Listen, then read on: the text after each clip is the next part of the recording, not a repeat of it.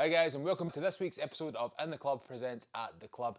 If you're new to the channel, please do consider leaving a like on this video, subscribing to the page and dinging that bell for notifications. At the Club is of course brought to you by ClassForKids. ClassForKids is an industry-leading booking and management software designed for kids' activity clubs. We work with 250,000 monthly users around the world to help them save time on admin and organise their business.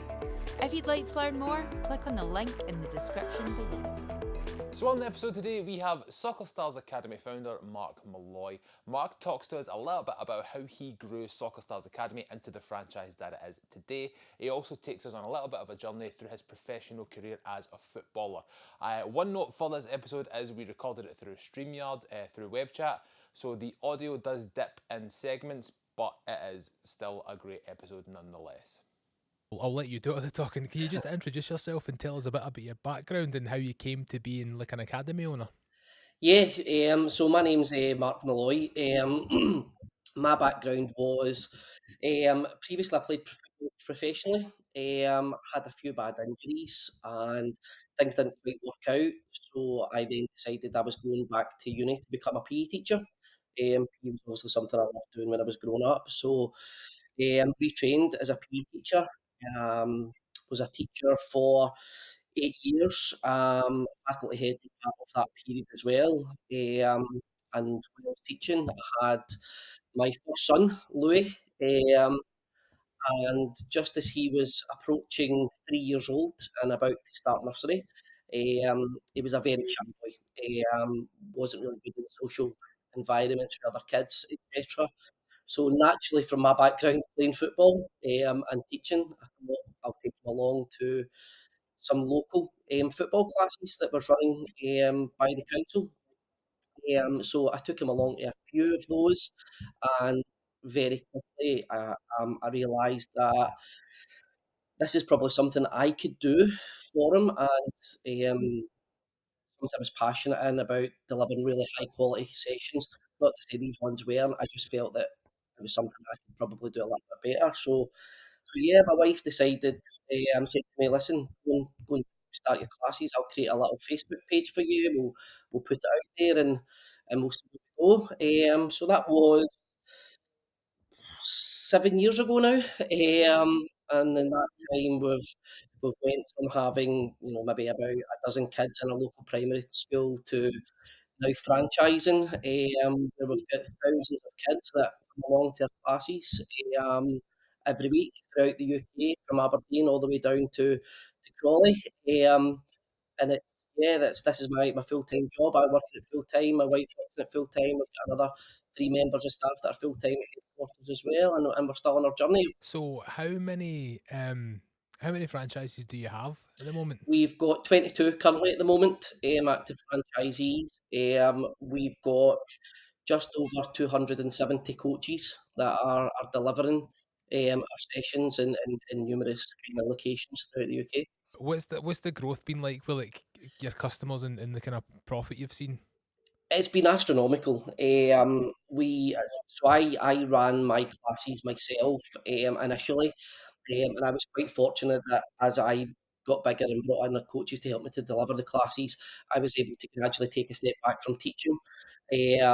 And then in December 2020, I think the pandemic was, I can't remember now actually, 2019, I made the conscious decision that this was going to be my full time job, and we'll focus on this. Unfortunately, at that point, both my mum and my mother in law were ill, and they were the kind of looking after the boys at that point. So I thought this takes the pressure off them as well. So made that step into running your own business. Then obviously the pandemic hit in the March, and I then decided at that point franchising was always something that I had considered about ways of continuing to grow the business, grow the brand. So when that hit, I worked on a franchise model with a few of the experts in the industry. Launched a franchise the following March after, and it was really from that point onwards that the growth was just kind of astronomical at that point. I thought we would trial Glasgow as our first franchise area is almost a guinea pig to iron out the flaws, try and work out where we could improve. But the reality was is they went from there to there very quickly, and then that really got other people interested in it, and we've just kind of continued going from there. So how easy or difficult do you find it, like branching out into new locations for your franchises? Is that something that comes kind of easy with the reputation you have, or does it kind of like does it depend on the area? I think generally in Scotland in particular, it's started. It was fairly quite easy in Scotland, almost as if we had a little bit of a reputation in Scotland and people had heard of us. Um, when we first entered England, but again, it was a bit more trickier. But we're now finding as the further we're kind of going down in our franchise territory, it's certainly getting easier.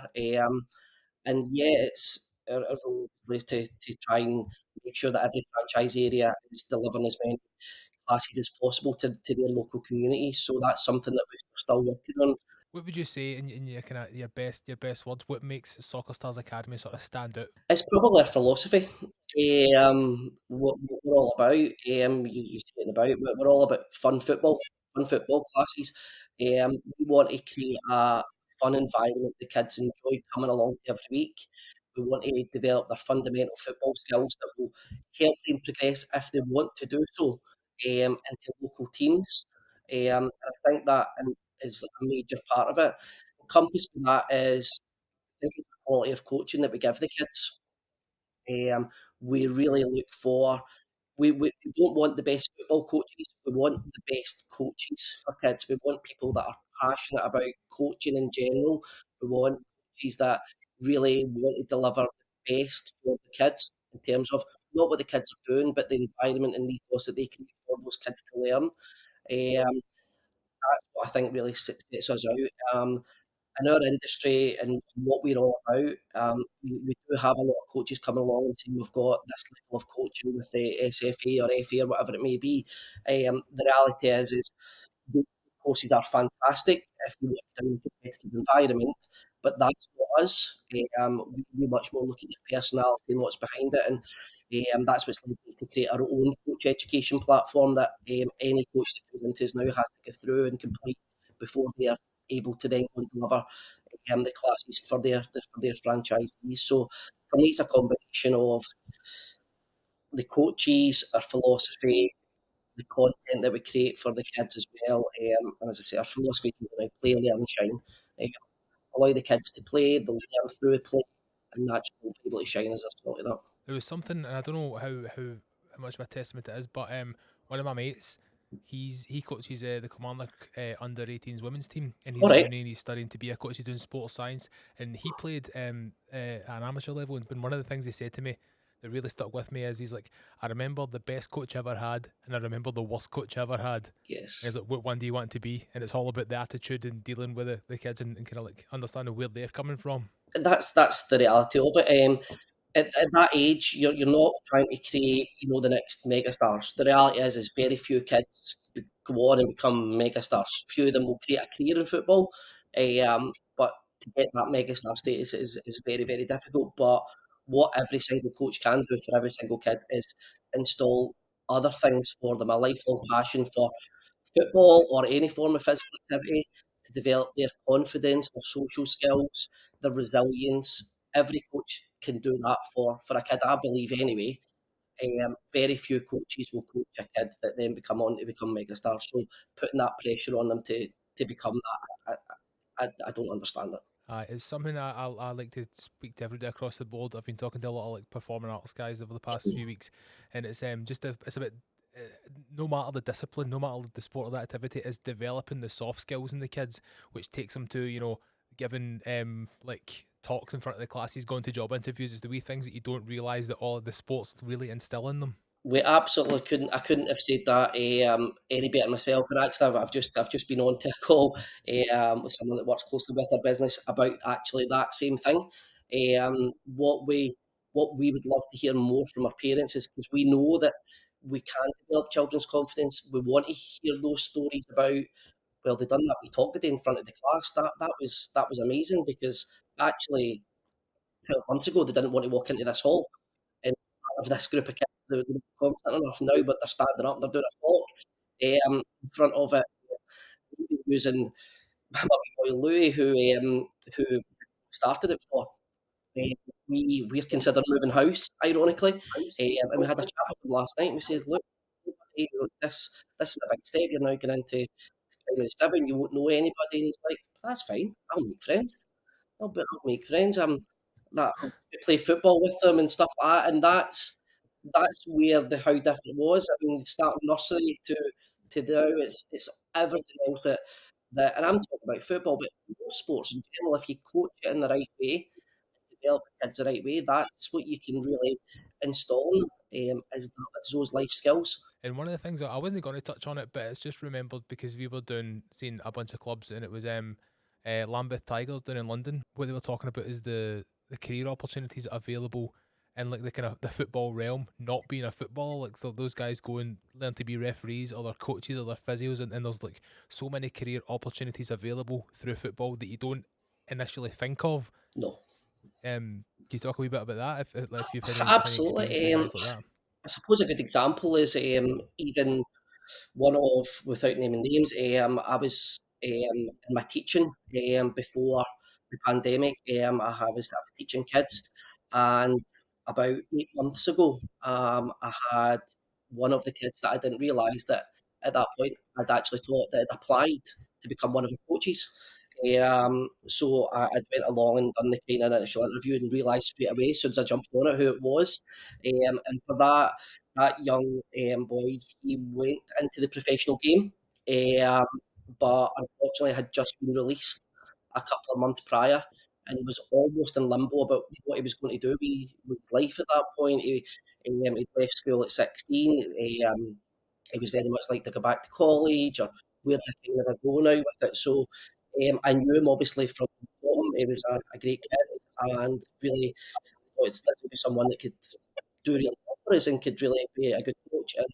And he's now in with us, working away, loving it, and he's now going on to study sports coaching at university and take his career down that path. So yeah, 100%. There's so many career paths in sport in general these days, whether it be from playing to coaching, yourself. Media is a massive thing.